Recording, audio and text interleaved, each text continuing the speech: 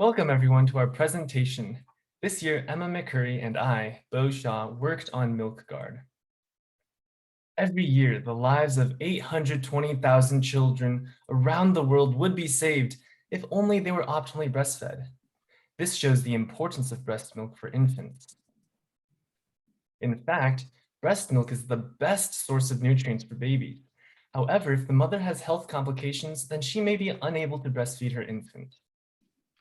Breast milk banks do exist, but milk supplies are limited by the high costs of bacteriological testing that is needed to ensure that milk donations are free of pathogens.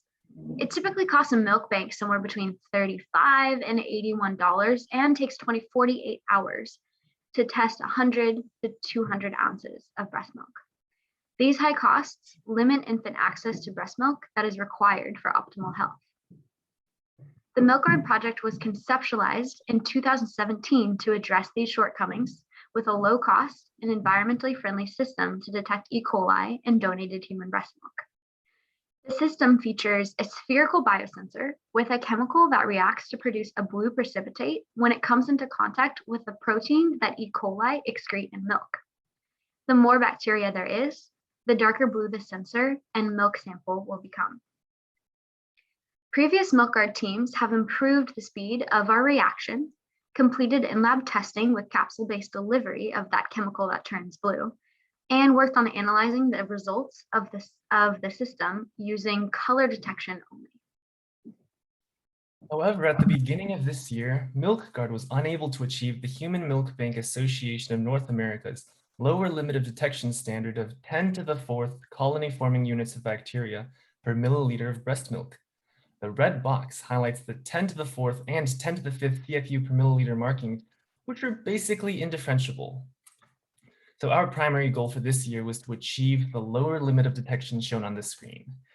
We also wanted to make our product easy for milk banks to use in-house and to keep it environmentally friendly. To do this, we needed to improve the biosensor, and we needed a way to better analyze the blue color that the biosensor produces. This year, our chosen mechanism for improving the biosensor was to optimize its geometry.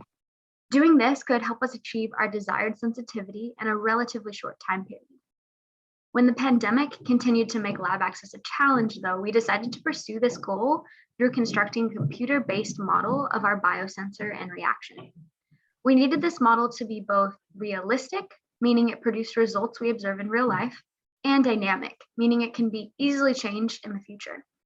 To create this model, we used COMSOL multi-physics platform.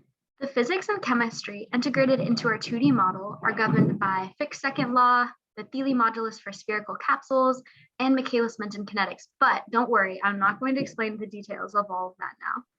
The COMSOL interface is shown here on the screen, though, to give you a taste of what our modeling process looks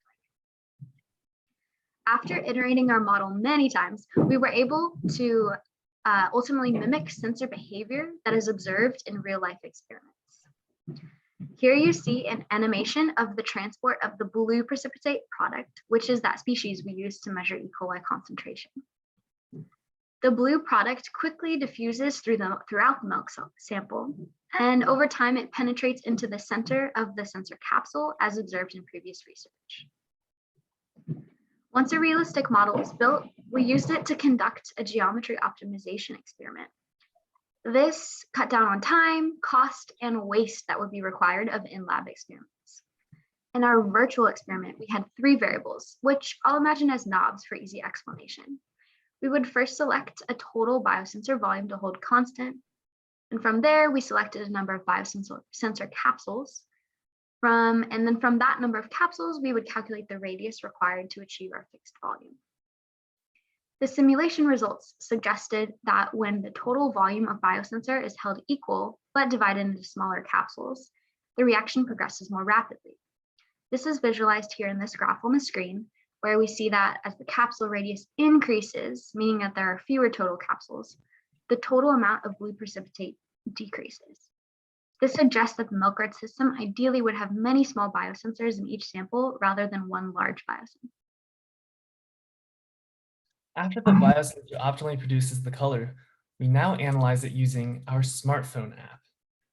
Our goal with the mobile app was to make interpreting the color as quick and as easy and as accurate as possible because it's really hard to do it with just your eyes. If you look at the well plate on the right, you can see that the bottom two colors are very similar and difficult to tell apart. So we attempted to build an app for that. We started by improving last year's algorithm. First, we added in color balance. Then we converted to the HSL color space. The HSL, or hue, saturation, lightness color space, is usually used for colorimetric analysis, such as for algorithms for visual melanoma detection. The HSL color space gives us good numbers to correlate with the bacterial concentration. And the improvement is obvious from the graphs. Here you can see last year's team's graph, and there was almost no difference between the 10 to the fourth and 10 to the fifth color values. Almost indifferentiable. But using the same exact color data on the right, we did establish a difference, and we see linearity between 10 to the fourth and 10 to the seventh values. We harnessed the power of this new and improved algorithm and put it into this app, which I'll now show you. The screens shown here are actual screenshots from my personal phone, but I put them on the slide for your easy viewing. Starting from the top left, we have the home screen, instructions screen, two selection screens, confirmation, results, and history. This app greatly simplifies the color analysis process. In the beginning, we stressed the importance of having fast, affordable, and accurate methods of testing breast milk for breast milk banks around the world. Yet at the beginning of this year, with the biosensors previous teams had chosen, MilkGuard was unable to reach the target sensitivity of 10 to the fourth CFU per milliliter. So we made it our goal to reach that target sensitivity.